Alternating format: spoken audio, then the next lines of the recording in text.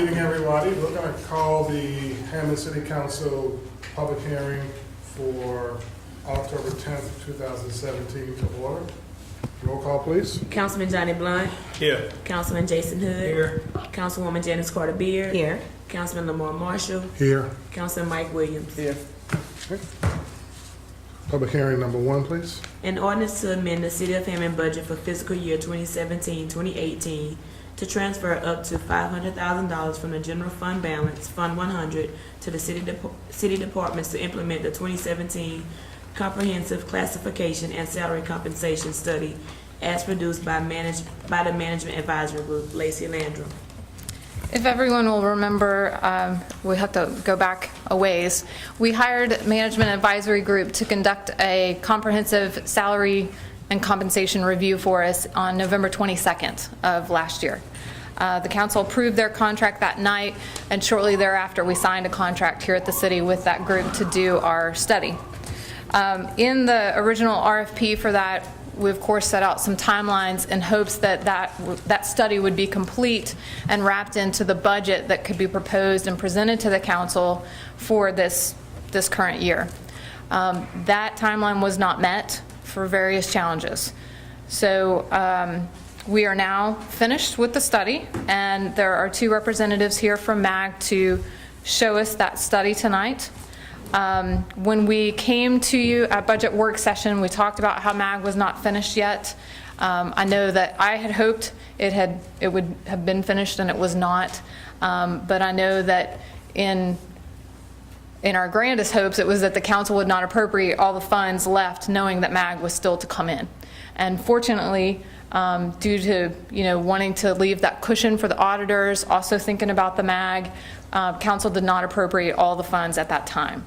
So now we are here to review the MAG report and to see how we want to move forward. It is the administration's recommendation that we do move forward with implementation of the report that you received about a month ago now over email, and that you received in print copy at the last council meeting to review. So I'll let David and Russell come and give their presentation, and then we can talk about the actual numbers that have figured in. Also, retirement and city taxes are in the numbers in the spreadsheets that I gave you. And so we can talk about those numbers after we see their presentation. Okay. And Loretta's here for questions. Correct. Does she have any comments to make? No, we already discussed it. So, okay. Okay, just for the record, just state your name and your address, please. My name is David Lookingbill. I live in Asheville, North Carolina, and I am a senior vice president with Management Advisory Group. Do we need the address? Address, please. Your address and your. I don't know what the corporate address Just use is. your card here. Is it on this? It's on the card. Yes, it is. Okay. I'm sorry. And Russell, please. Russell Campbell, Management Advisory Group, Vice President. I reside in Columbia, South Carolina. Good afternoon. And a graduate. All right. That makes me feel good. All right. So am I. Okay, now the credentials have been established. Good afternoon, council members, mayor, Ms. Landrum. Thank you very much for the opportunity to be here this evening to meet with you, to present the results of our, as Ms. Landrum indicated, somewhat delayed completion of the study.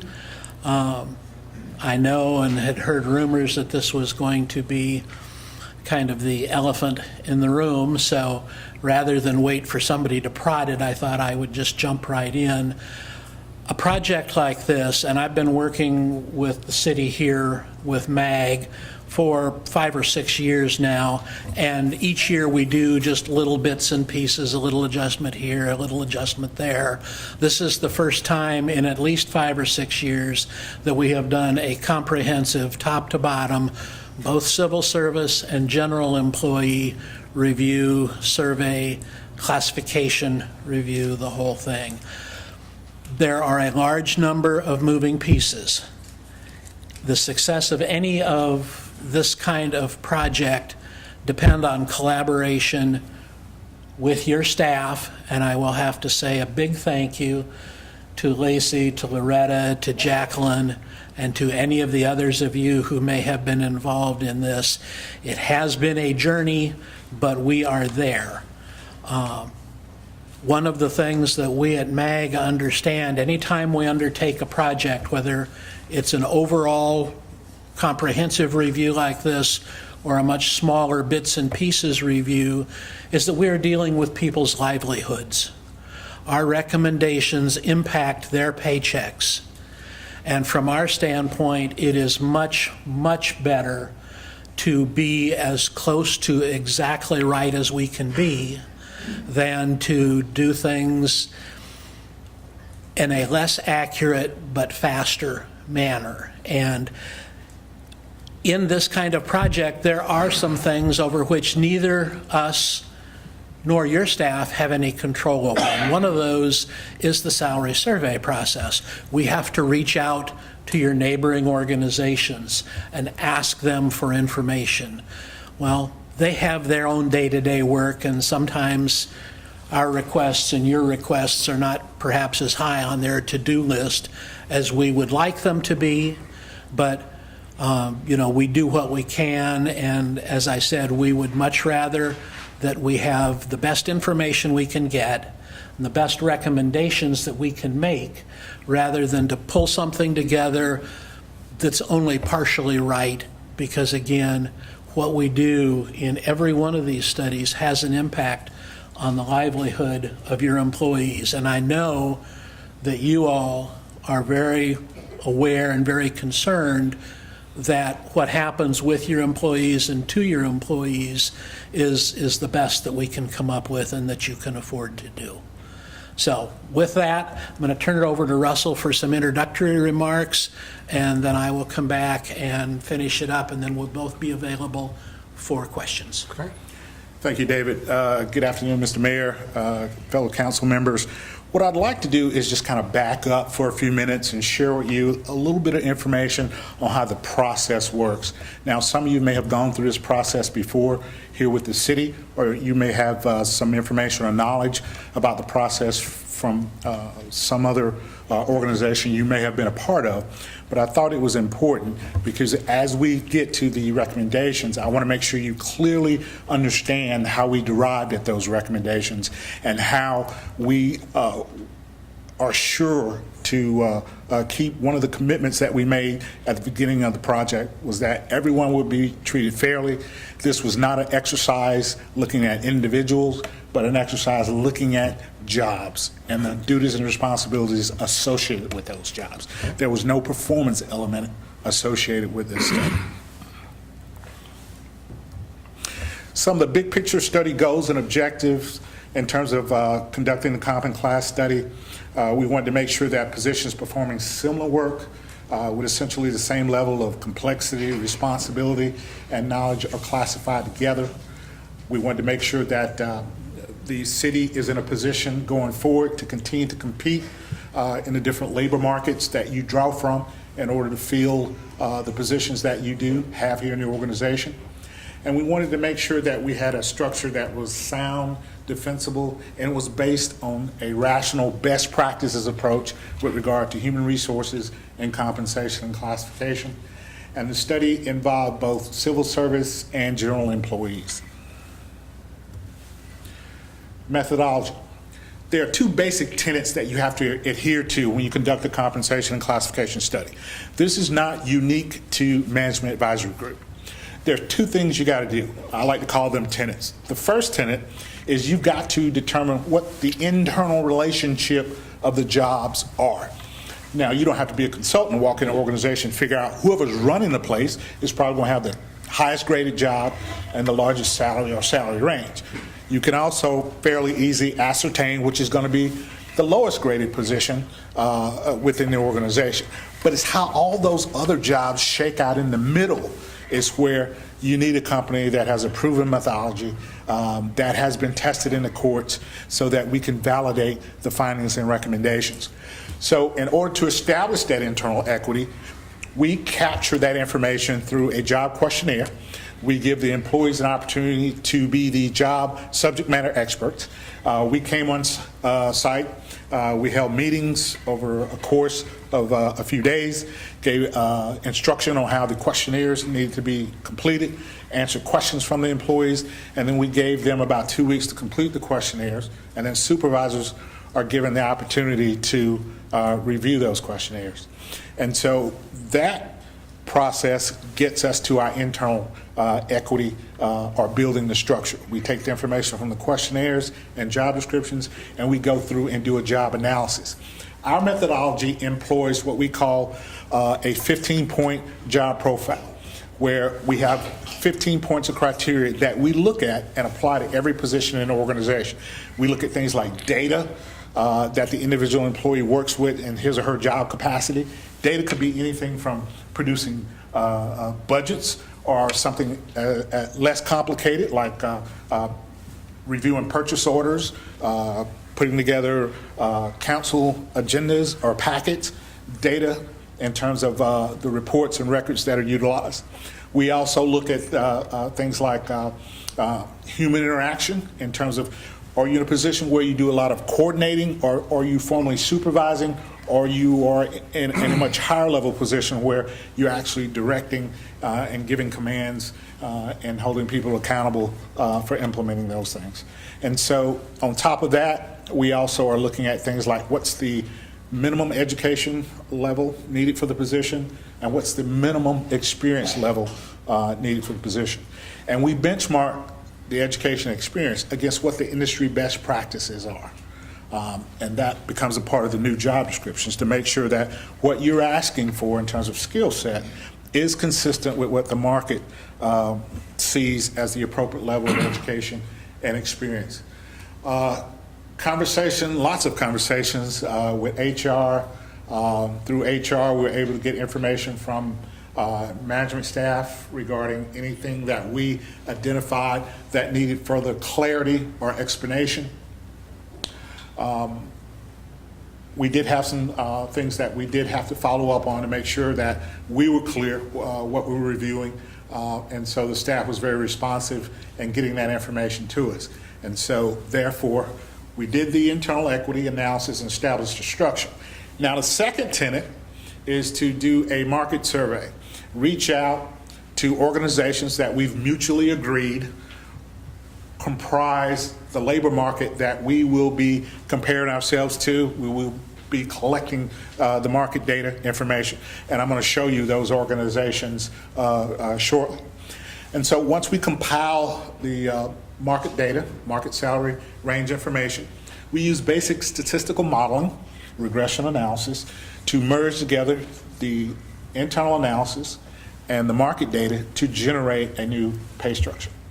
Now, what makes us unique is we have a very tried and true methodology and process to do that, and we think it speaks well for the fact that we have done a number of these projects throughout the state of Louisiana.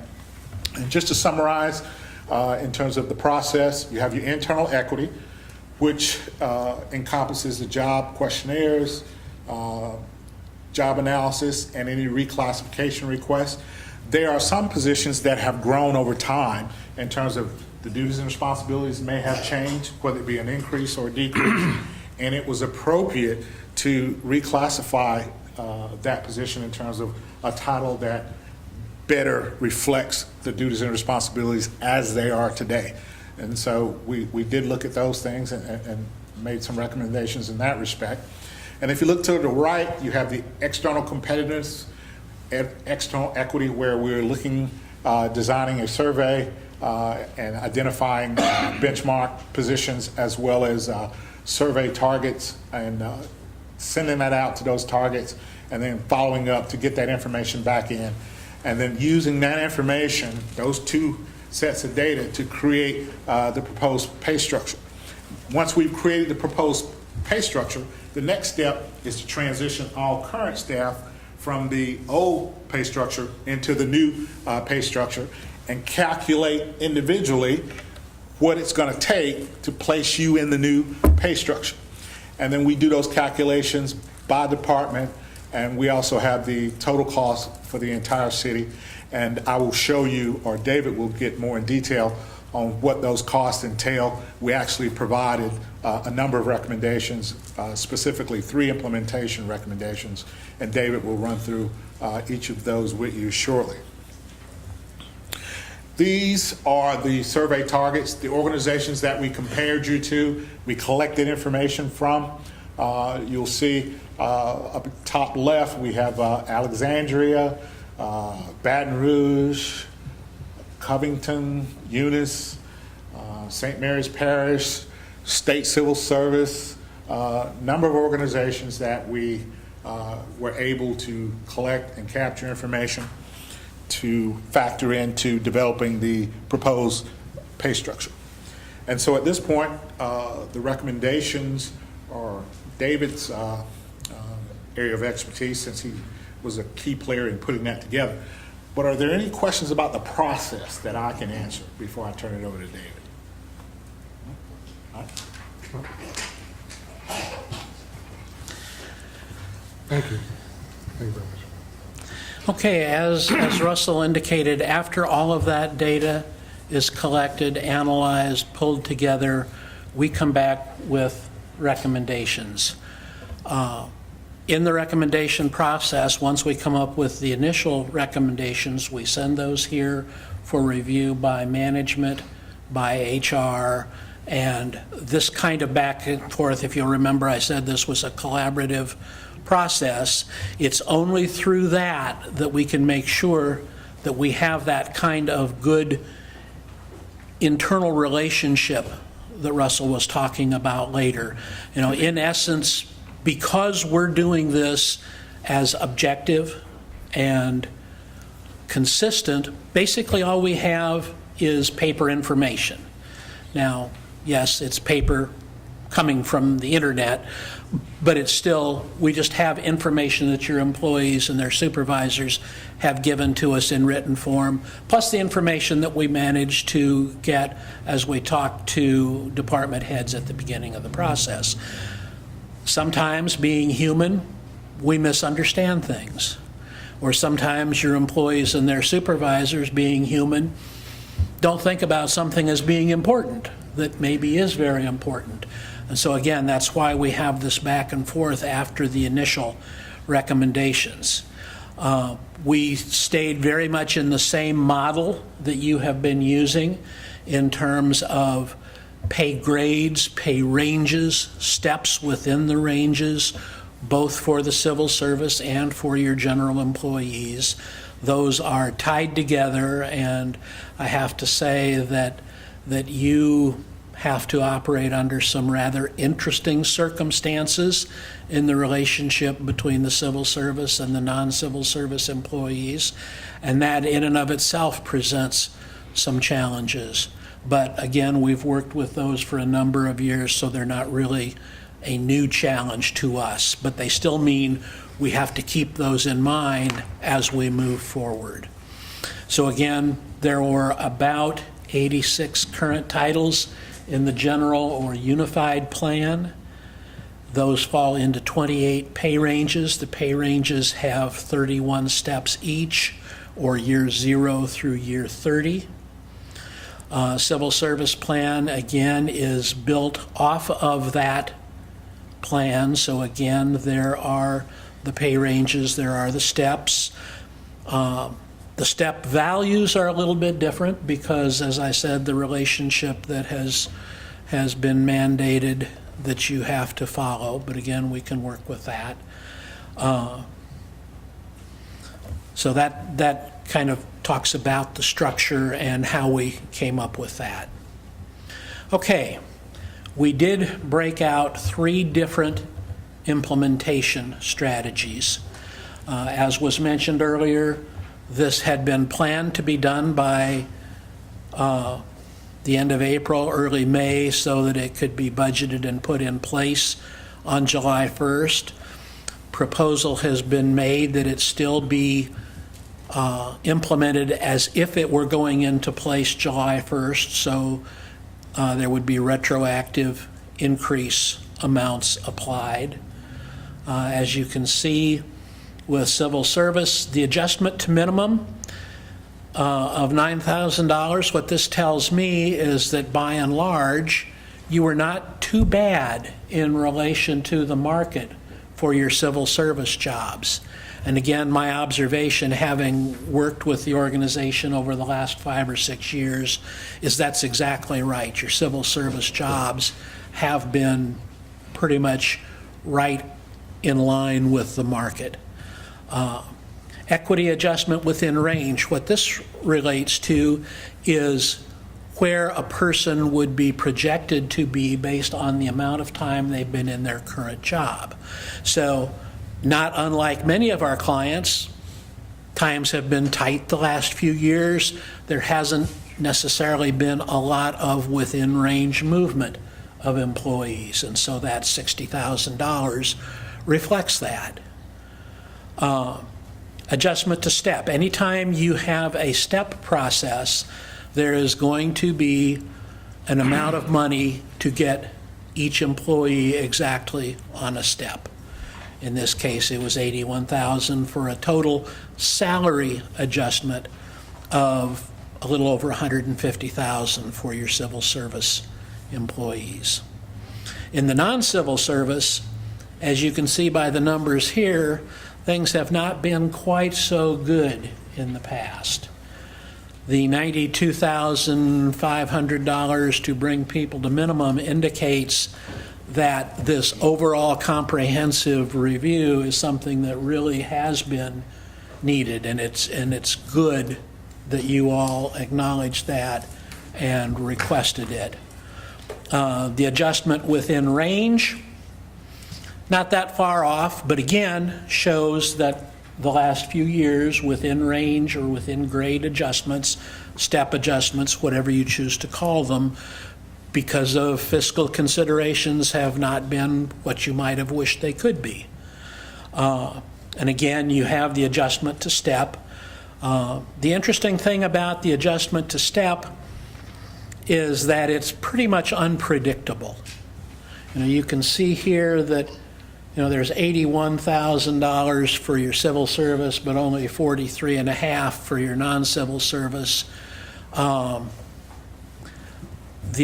amount of adjustment to step depends on where a person's target salary would fall in relation to a step. You may have somebody whose target salary fell $2 or $3 over a step. Well, we don't get to take them back down that $2 or $3. We get to take them up. So they're kind of essentially getting a full step. Where the person working right next to them, maybe their target salary, because they'd been in their job a month or so less, was a few dollars below a step. So they're only going to get the amount of money it takes to bring them up to a step. That's why you see the fluctuation in amount to go to steps. And in your non-civil service, total adjustment is almost $18,000, which would be a total salary only adjustment of just under $370,000. Now, of course, you've got benefits and those kinds of things over that, but we don't go into projecting those because they're different for each employee. Okay, another option that was floated for implementation was to do a target date of January 1, which would be mid-fiscal year. As you can see, this is a less costly process. But again, you can see the same overall general trends are there. You can, even though the numbers are different, you can see what the relationships are. And this one comes to a total of about $184,000. A final implementation option that was requested was March 1st. This is actually the least costly of the three, and again, even though the numbers are different, you still see those relationships being essentially the same no matter where you put your implementation date. So it becomes a matter of your choosing as to which option to go with. Okay, we were also asked to make some policy recommendations, and again, what we look at here are recommendations that we feel are in line with current best practice in public sector human resources.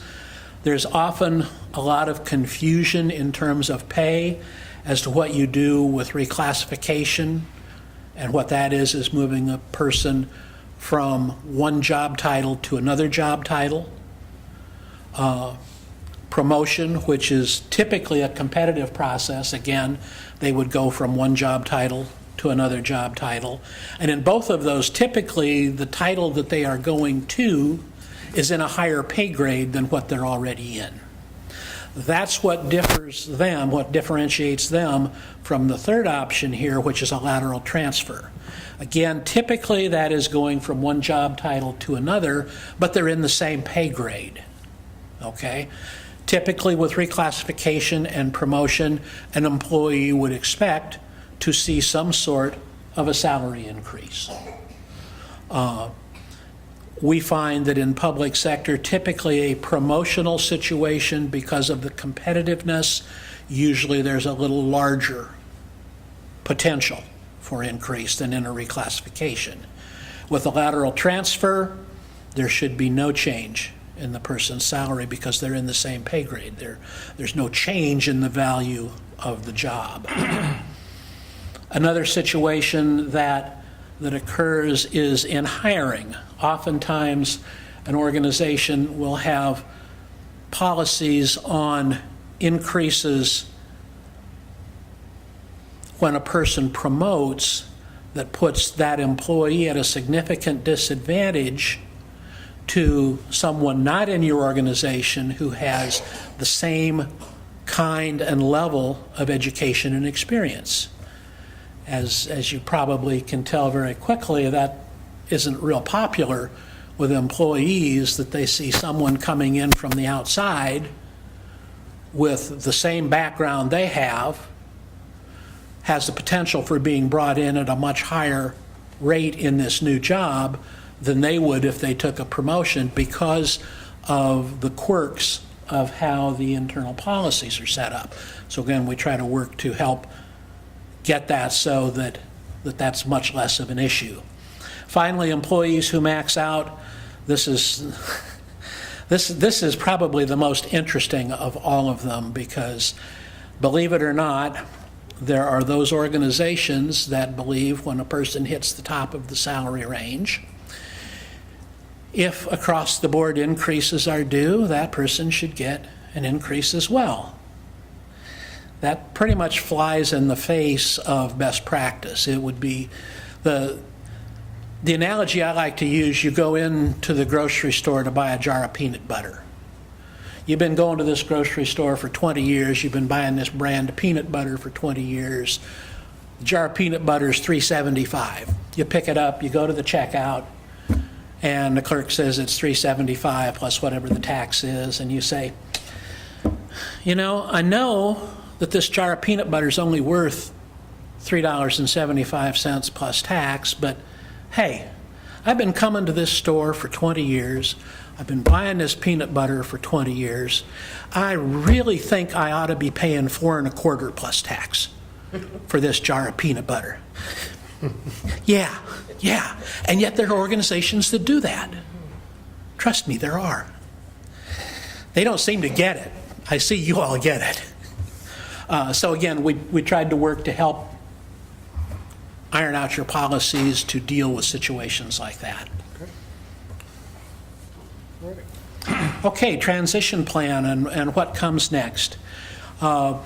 We would join with administration in recommending that you adopt the classification and compensation plans for the civil service and for the general or unified employees that we have collaboratively developed.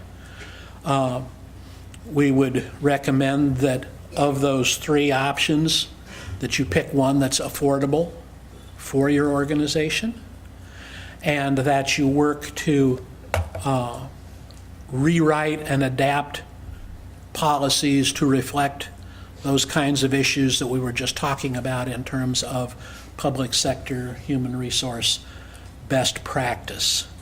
Now, of course, any of this, whether it's implementation of this plan, whether it's modifying your policies, this all has to be done with the thought in mind that it has to remain affordable for you as an organization.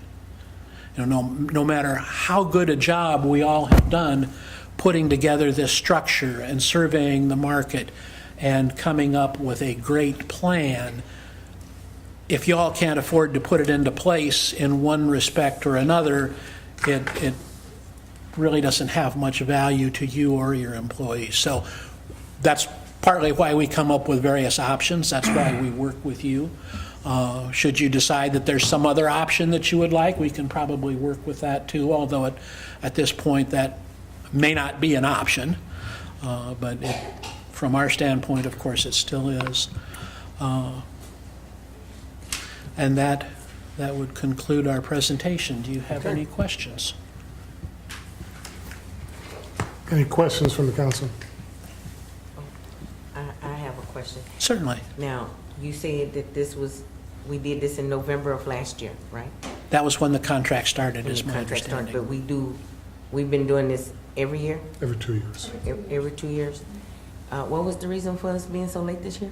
Because this is the first time we've done a comprehensive, complete overhaul of the entire structure. These projects in the past have been little bits and pieces.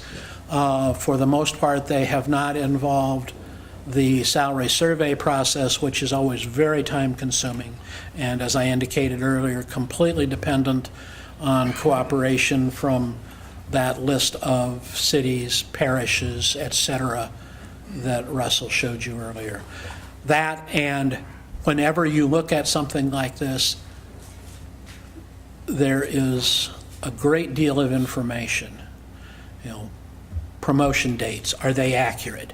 If they're not I guess accurate, the question- calculations. Yes, sir. I guess the question, just to follow up on that question, is was the expectation to be done prior to May? I believe the expectation was. So I think that answers Councilwoman Beer's question. So the expectation was to be done. Yes. It just didn't meet the expectation. That was, yes, that is correct. Okay, The that's fine. expectation was, and we worked, your staff worked. Okay. It just, That's fine. I mean, I think you answered the question. That's what you wanted to know? Yes. Right, okay. And are we comparable, I mean, some of those locations that I saw on there, their size, Cities? the cities? okay, let me talk differences about that just between us briefly, and them. because we look at what we call peers and competitors, and we look at them for different types of jobs.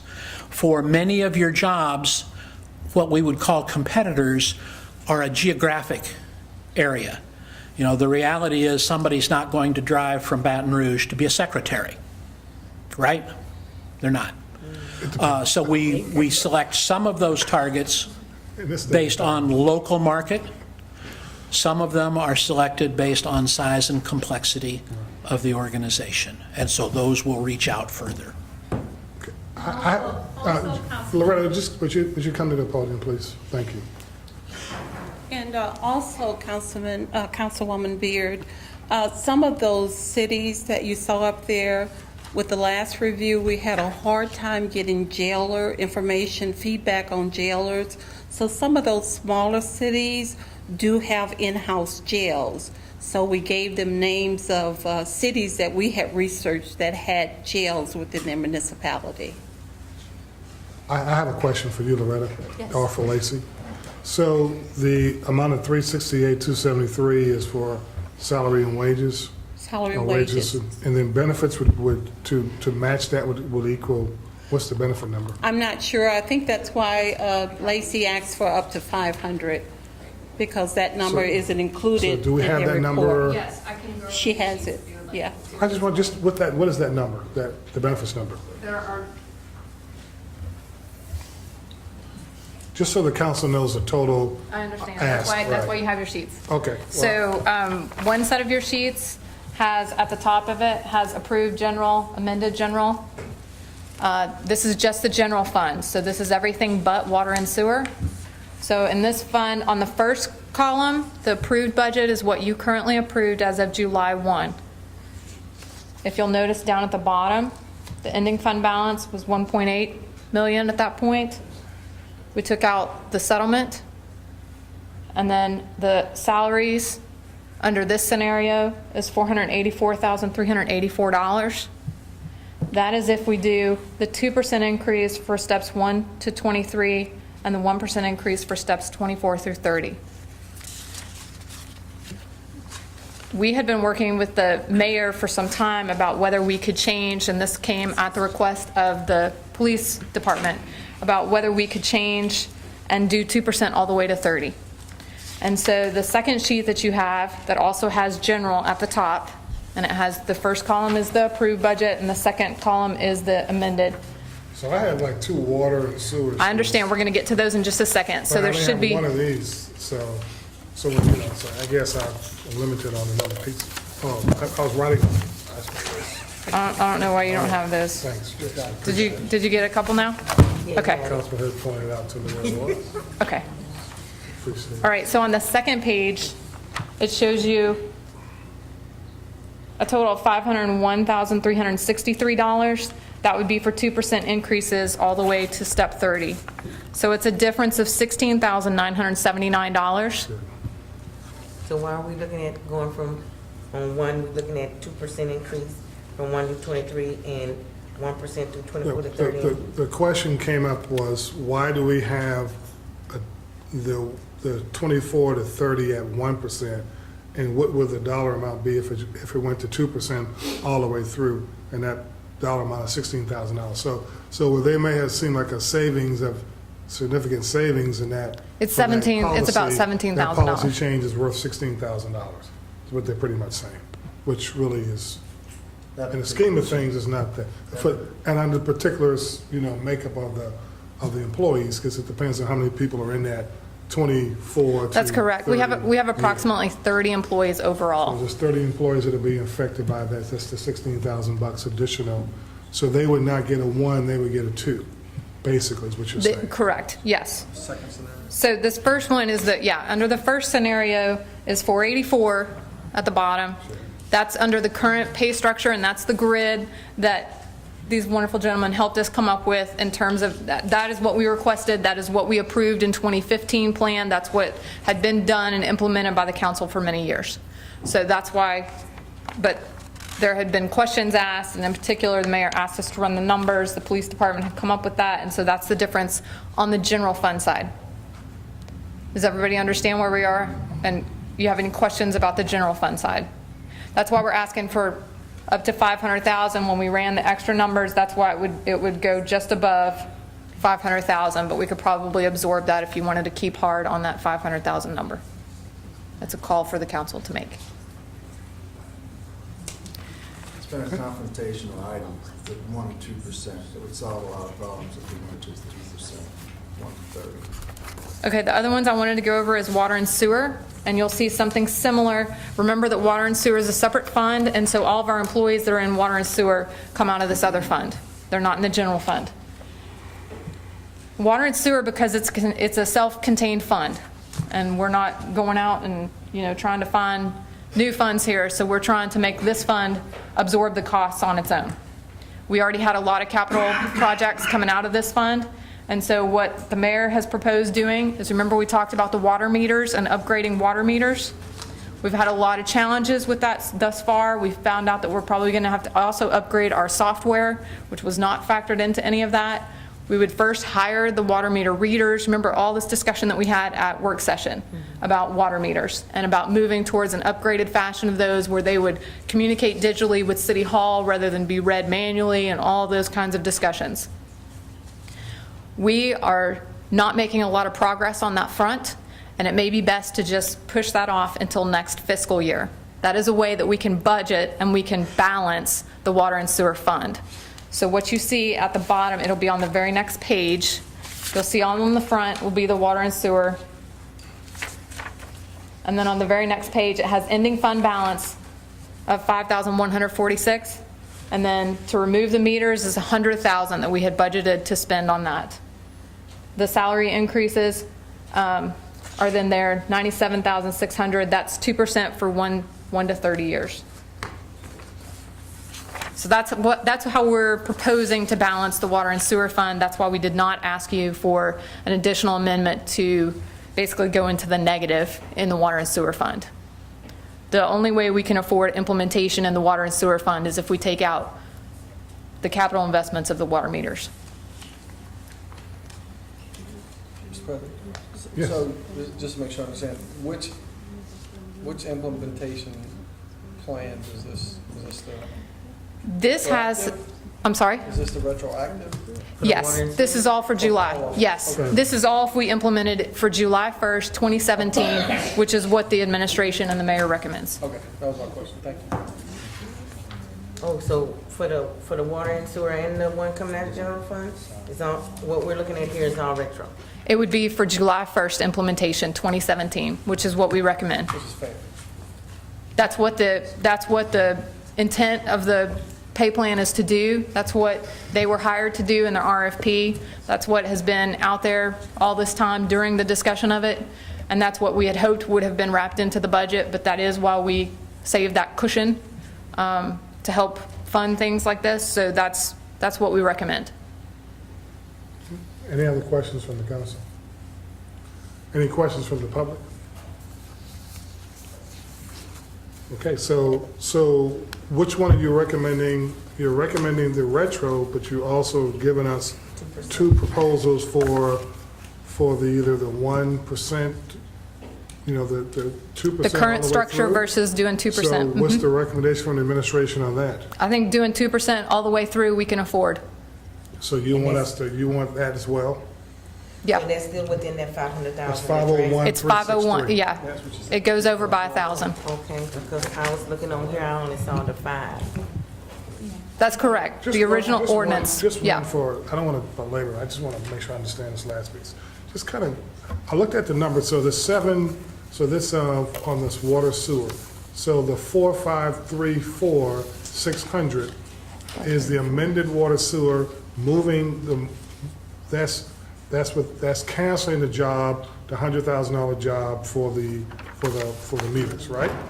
Yes, So then. yes. So then, The okay, so difference in that's- 2% on that one, so the difference in water and sewer fund for 2% was $900. Okay, so that makes a lot of sense to kind of clean that up and not have that basic 1% for the last 6 years of your career with the company, with the city. Right, All right, good. right. So we're not taking out, and I want to make it clear, we're not taking out any capital projects that would be done in any districts.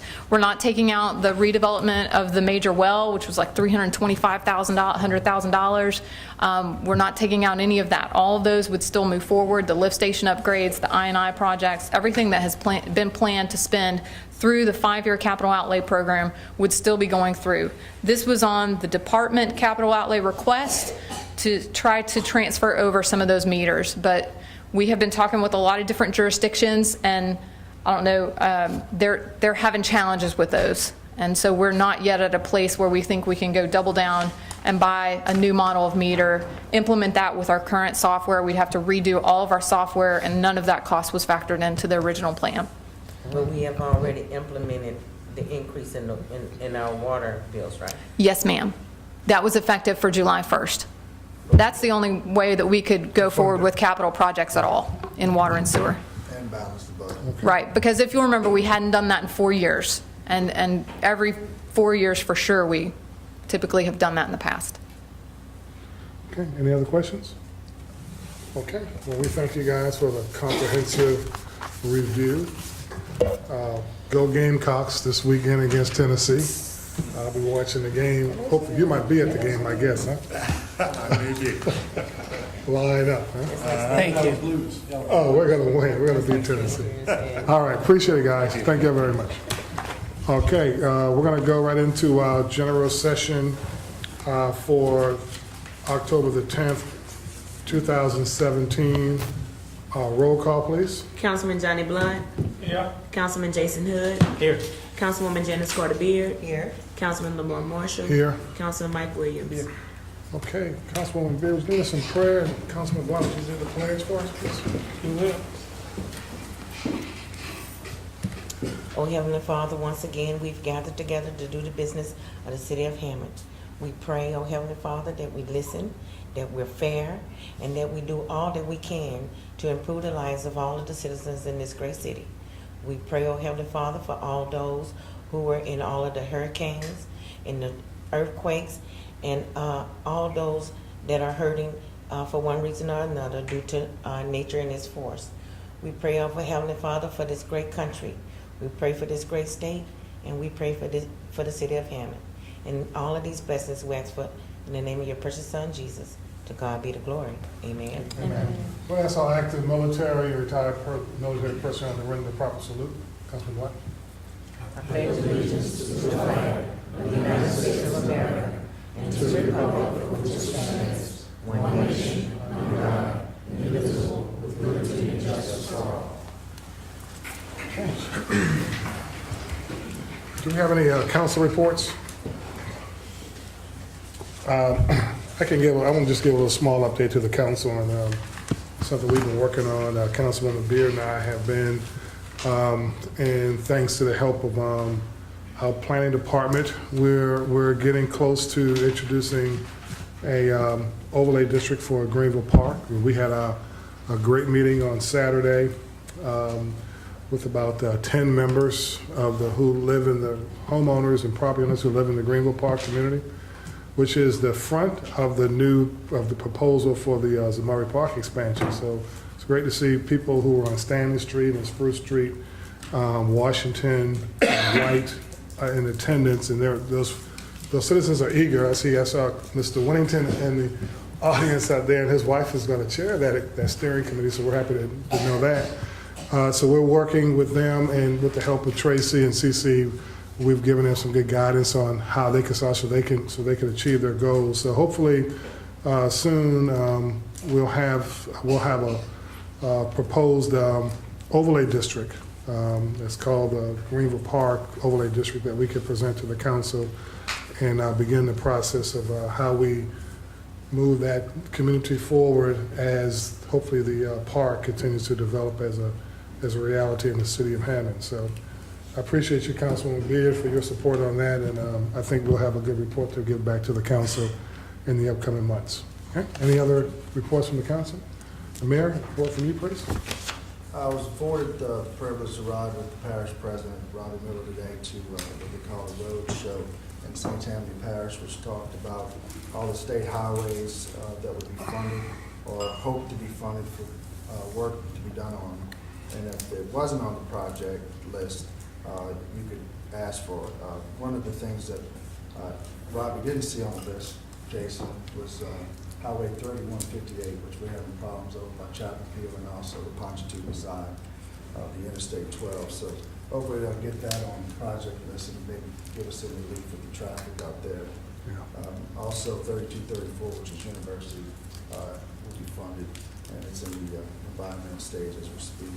Then we went on to our Regional Planning Commission meeting where we were afforded to be able to do a feasibility study on bike paths and walking paths throughout the city. So they were fully funded at $45,000 Good. feasibility study. On top of that, we also have the fundraiser for the air show. That'll be next weekend. We've sold out 33 tables. We actually have 50 tables that'll be in the fundraiser from sponsors that originally put up funds to help us support this air show. So it's going to be a fun event.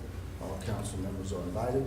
Should be a good night for us. We'll also have a poster that we've chosen, and it'll be unveiled at the event as well. Any update on Old Baton Rouge Highway from the meeting?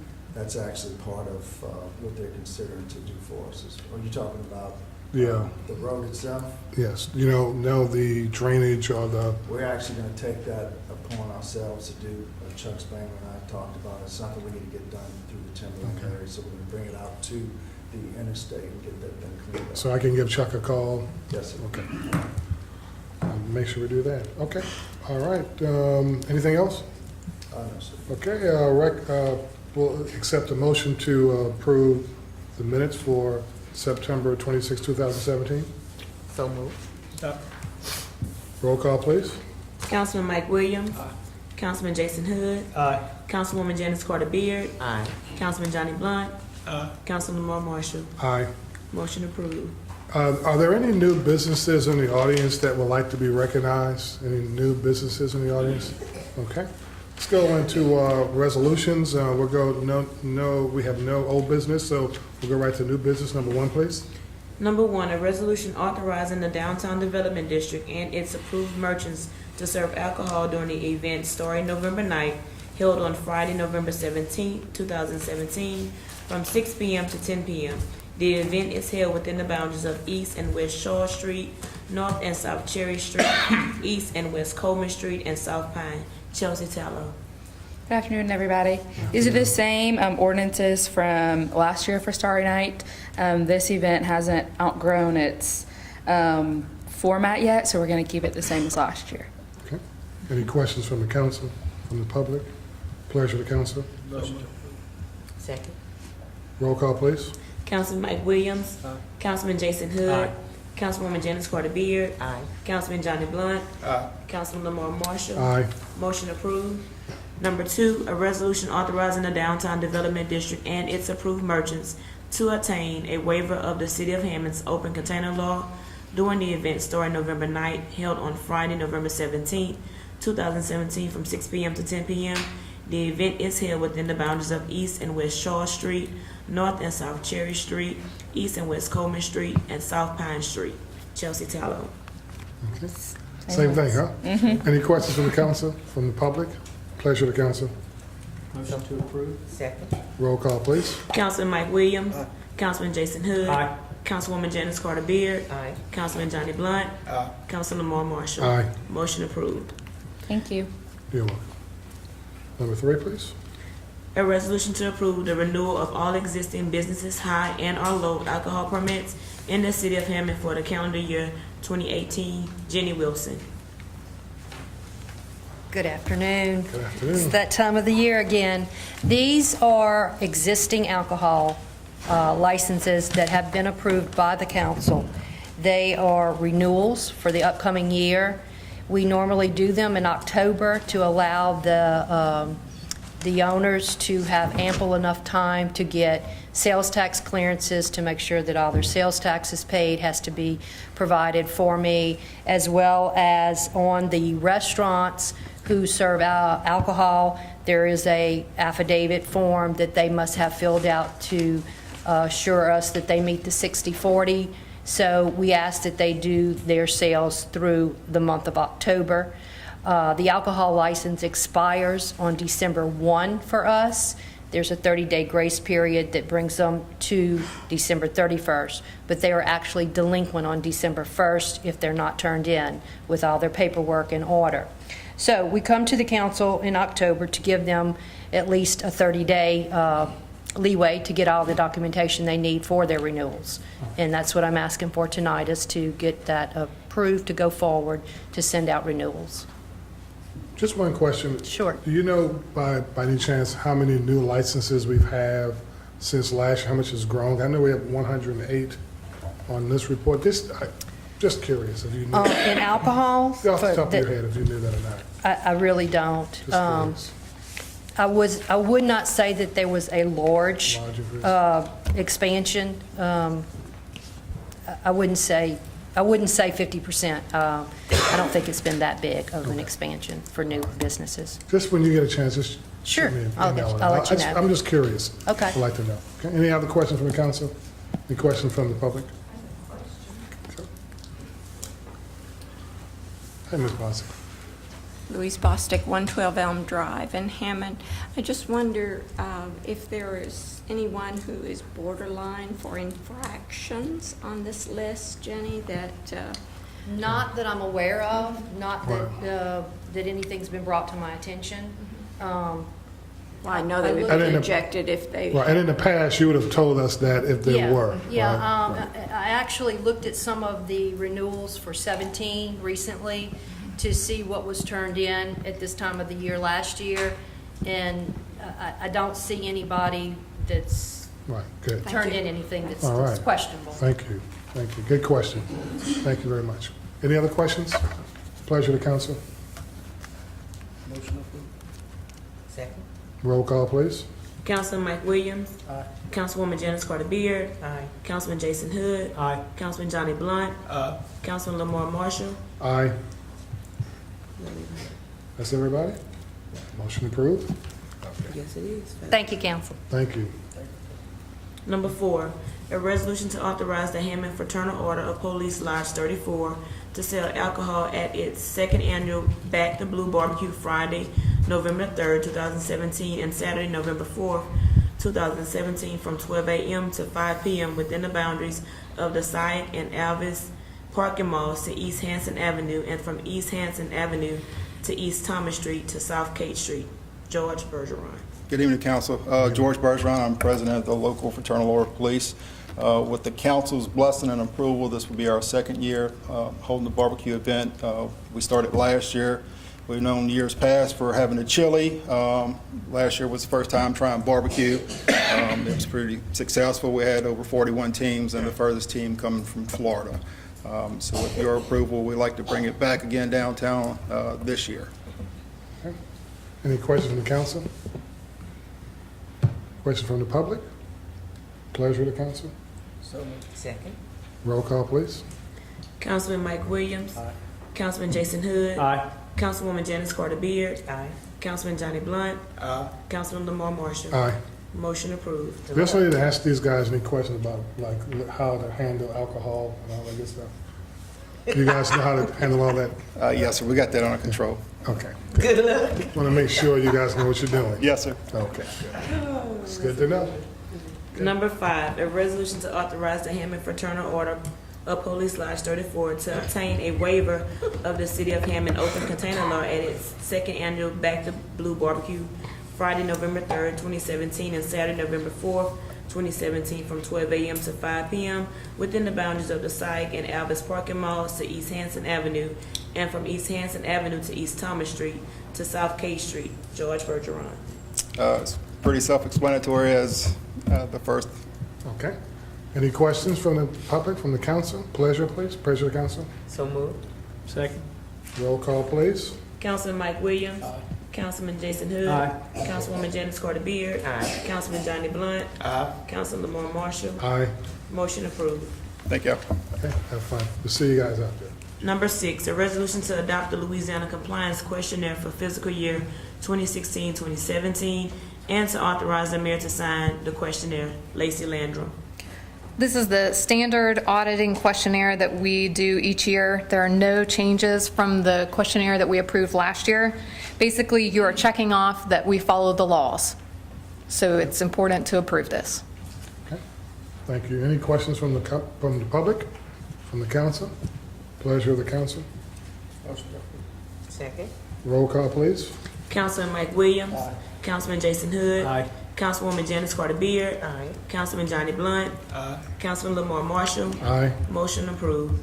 Number 7, a resolution 1 supporting the submission of a $675,000 FY18, FY19 Louisiana Community Development Block Grant application to repair and/or upgrade aged, leaking, and/or failing sanitary sewer collection lines and manholes within the Census Block Group 3 of Census Tract 9543, an area roughly bound by West Thomas Street, US 190 to North Mooney Avenue to the east, Palmetto Road to the south, and South Morrison Boulevard, US 51 to the west. And number 2, supporting a cash and in-kind match of up to $110,000 to cover the cost of engineering and grant administration for the project. Charles Brocher.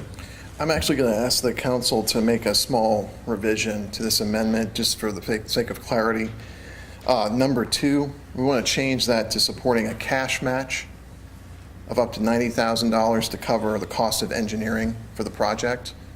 The reason being, you'll see the next 2 agenda items. There's another agenda item that speaks directly to grant administration. The grants department always does grant administration. The $20,000 figure was what our engineer had estimated the cost would be if we contracted with an outside consultant.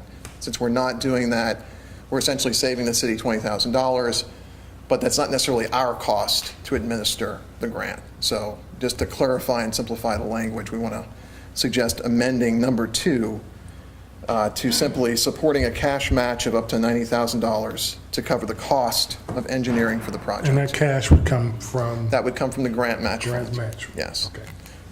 We actually have about 150-something thousand, 56,000 in the grant match fund now. The way that this is set up, we're looking at probably not having to pull money for this project until the next fiscal year. Award letters are supposed to go out in April. There'll be a grants workshop for applicants in May. And then there's a period of time, I think about 3 months, during which we have to clear contract conditions and actually show our match and our environmental and whatnot. Actually, I think it's like 5 or 6 months. So we probably won't be coming back to the council until, next fiscal year to actually allocate those funds, assuming that the grant is approved. And that means that the job won't be done until that time either? Yeah, this is probably a project that the earliest would start next late summer, fall of 2018. Okay.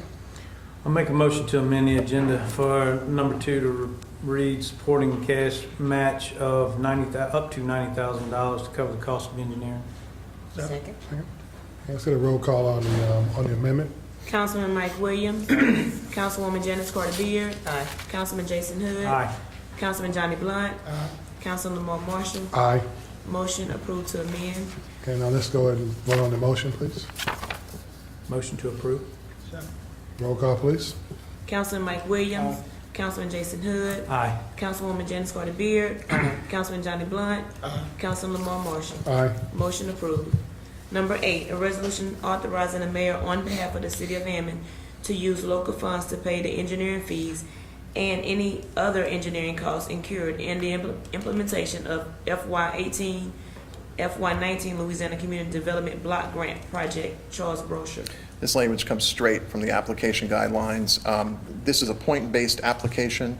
If we cover the cost of engineering, we gain a point. That point is sometimes critical in determining whether our application is successful. So we're asking you to certify we will pay those costs. Pleasure to council. Motion. Second.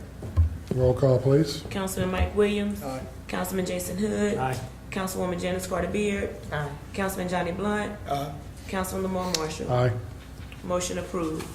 Number 9, a resolution authorizing the mayor on behalf of the city of Hammond, 1, to use local funds to pay the pre-agreement and administrative consultant fees and any other administrative costs incurred in the implementation of FY18, FY19 Louisiana Community Development Block Grant Project.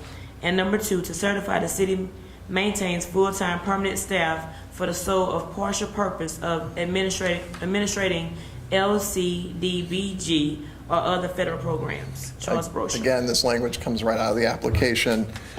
Just to clarify, there will not be any pre-agreement or administrative consultant fees. The grants department will manage the grant.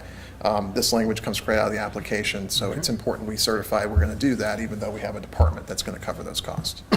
Pleasure of the council. So moved. Second. Roll call, please. Councilman Mike Williams. Councilman Jason Hood. Aye. Councilman Johnny Blunt. Aye. Councilman Lamar Marshall. Aye. Councilwoman Janice Carter Beard. Aye. Motion approved. Thank Number you. 10, a resolution 1 authorizing the mayor to execute a grant agreement in the amount of $29,773 with the Louisiana Department of Transportation and Development for improvements, master plan update at the Hammond North Shore Regional Airport. Number 2, agreeing to a cash match of $20,000 to come from the airport. And 3, authorizing the mayor or his designee to sign grant documents. David LeBeau. Good evening, everybody. Came to you a month ago to approve the grant, the mayor to sign the grant with the FAA for the lion's share of this project. It was about 90%. This is the state's portion of that. We spoke when I was here before about that $20,000 grant match. This is where we document that now with the state, and that was their requirement for racking and stacking this project with the other projects in the state. So. All right. Any questions from the council? Pleasure to council. So moved. Second. Oh, second. Roll call, please. Councilman Mike Williams. Aye. Councilman Jason Hood. Aye. Councilwoman Janice Carter Beard. Aye. Councilman Johnny Blunt. Councilman Lamar Marshall. Aye. Motion approved. Number 11, a resolution authorizing the mayor to execute a contract in the amount of $314,979 $1,000,000.27 with Michael Baker International to conduct a master plan update for Hammond North Shore Regional Airport. David LeBeau. And now that those contracts are being executed, we now have the full funding and we can execute the contract with the engineering firm that's going to do this. Michael Baker International services us out of their Baton Rouge office. However, master planning is a very specialized form of airport engineering, and they're going to service us out of their Tampa office. Those gentlemen are actually going to fly here and meet with us and do all the planning out of their Tampa office. So. Okay. Questions from the council? Pleasure of the council. Question? This $314,000 is already budgeted. You already have that in place. Yes, ma'am. That's the FAA contract of 90% plus the state's contract of the 29,773 plus our 20,000 grant match accounts for all of that. Right. Okay. Pleasure of the council. Second. Roll call, please. Councilman Mike Williams. Councilman Jason Hood. Councilwoman Janice Carter Beard. Councilman Johnny Blunt. Councilman Lamar Marshall. Aye. Motion approved. Thank you. Number 12, a resolution 1, accepting a $21,930 Community Water Enrichment Fund grant to reconstruct the valve pit at Black Rock Water Tower, and 2, authorizing the mayor or his designee to sign grant documents. Charles Brochure. Back. This is one we actually brought to the council, if you can believe this, over a year and 3 months ago. And we finally got the award letter and the contract. We were actually anticipating a little bit more than the $21,930. There were some across-the-board reductions that the state made to bring everything into budget. So we're recommending we go ahead and accept what they're offering us, $21,930. This will be supplemented by some residual funds, a little over $2,500 from our previous Community Water Enrichment Fund grant to do the work at the valve pit. Okay. Pleasure of the council. Second. Roll call, please. Councilman Johnny Blunt. Councilman Mike Williams. Councilwoman Janice Carter Beard. Councilman Jason Hood. Councilman Lamar Marshall. Aye. Motion approved. Thank you. Number 13. Charles, one quick question. When are they going to finish up the project on the roundabouts? I know Roundabouts? We are somebody hoping out to bring that project to the city council for acceptance on the 24th at the next council meeting. I just haven't seen anybody working out there for the last. They are very close to being finished. A Right, lot they of the are. work that's left to be done involves subcontractors, and I think there's been some scheduling issues. We had the hurricane, or at least the threat of the hurricane Right, last right, week. right. So I think that kind of So they messed should with be their finished plans. before the next council meeting, you think? That's what we've told them. That we've told them we need to be finished by October 18th. And the idea would be to get that on the agenda and be able to present that for acceptance by the council Okay. on the 24th. Thank you. Number 13, a resolution to appoint Brian Porter to the Hammond Airport Authority for a 5-year term from October 12, 2017 to October 11, 2022. Mayor Panapinto. In the last year, there's been a business tenant association out at the airport that was formed to represent the tenants on the airfield and the businesses as well. I met with them and they asked if we would consider putting someone on the board when a vacancy came up to represent them. Brian Porter came to town, opened a business called Skylands, started from the ground up, have turned it into a multi-million-dollar company right here at our airport. They now have 21 planes, 18 pilots. They do aerial photography, imaging across the entire United States. And he was recommended by that group and also by myself. I would suggest to the council to approve him as a new board member for 5 years. Brian's here if you want to come up and state your name, address. Brian now lives in Hammond. His wife Melissa and stepdaughter Lila. It's getting late, so I'll keep it short. I just want to thank the mayor. Just give us your name and your address for the record. Oh, I'm sorry. Brian Porter, and Your address? it's 17146 Irma Drive in Hammond. Thank you. Sorry. Okay, just like to thank the mayor for his confidence and trusting me to the position. I think we don't know each other for many years or anything, but he knows I'm a straight shooter, and I think that's a part of what he expects from me. And looking forward to representing not only the current businesses on the field, but looking for win-win situations for current businesses, future business development, business development on the field, and also the best interest of the airport. I'm proud to be a tenant, and I feel like a resident of the airport, and I would also like to promote the airport amongst the city of Hammond. I think there's a lot that can be done there as well. Look forward to working with the board and also Director LeBeau, and that's it. I thank you all for your time. Thank you. Any questions? Thank you very much as well. Thank you. Pleasure to council. Second? Roll call, please.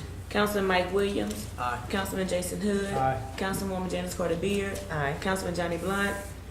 Councilman Lamar Marshall. Aye. Motion approved. Congratulations. Okay. Final adoption of an ordinance. Number one, final adoption of an ordinance to amend the City of Hammond budget for fiscal year 2017-2018 to transfer up to $500,000 from the general fund balance, Fund 100, to the city's department to implement the 2017 comprehensive classification and salary compensation study as produced by the Management Advisory Group. Lacey Landrum. I just wanted to say one other thing. We did work with all the departments to go through this report that was presented to you, to make corrections, to go forward with implementation. And there are representatives both from our largest departments here, both the police and the fire department, and the police and fire unions are here, all in support of going forward with the July 1, 2017 implementation. And also, Lacey, we are not voting on the plan. You're also recommending, you're recommending the 2% through 30 years as well. That's correct. I That's correct. don't think we have to amend the budget for that because that's not what we're really voting on. I think you're amending the budget for $500,000. Right. Or So if we're just voting on the $500,000. We're not necessarily voting on. We're voting on your recommendation, which is within the $500,000. That's correct. So- If you wanted to get down to the pennies and the dollars there, you could do $501,363, or you can just do $500,000, and I'm sure we can absorb it in the budget. Okay. So there's one motion to move the money and to implement. Right, because I think the motion reads the implementation of their recommendation. It's basically what we're using the money for. So we know as a council that the recommendation is that we're going to officially go to a 2% through 30 years. No, you have to make that. We have to do You that? have to include that in there because as it Okay. stands right now. Okay. It's 24. So we're changing that. 1%. That's correct. Okay. All right. I would make sure to use that language, Well, but the we might dollar as well- amount is we can do basically that. the So same. If the council wants to do that, then we'll entertain an amendment to amend the MAG review or the acceptance of the MAG review to go 0 to 30 at the 2% versus the 24 at 2 and 25 or 24 to 30 at 1. So that's the amendment if that's the pleasure of the council. You want to make the motion? Implementation of July 1st. With the implementation of July 1st. Is that your motion? Councilman Blunt's motion, any second? Second.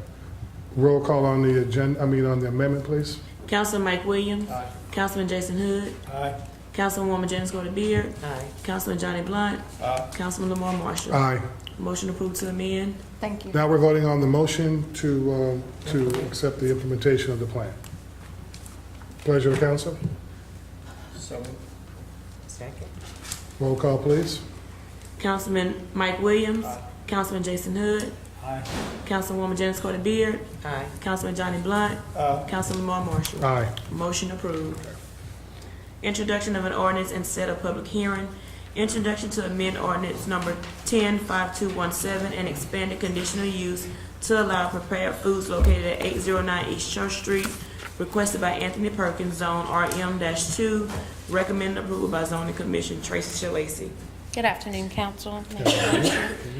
This is introduction for an amendment to an existing expanded conditional use that was approved back in 2010. He would just like to add prepared food to his existing conditional use. motion to introduce. So, roll call, please. Councilman Mike Williams. Councilman Jason Hood. Aye. Councilwoman Janice Carter Beard. Aye. Councilman Johnny Blunt. Councilman Lamar Marshall. Aye. Motion approved. Public hearing is set for October 24, 2017. Motion to adjourn. Motion to adjourn? I got you. Yeah, we I got you. All in favor? Okay. Yeah. All right.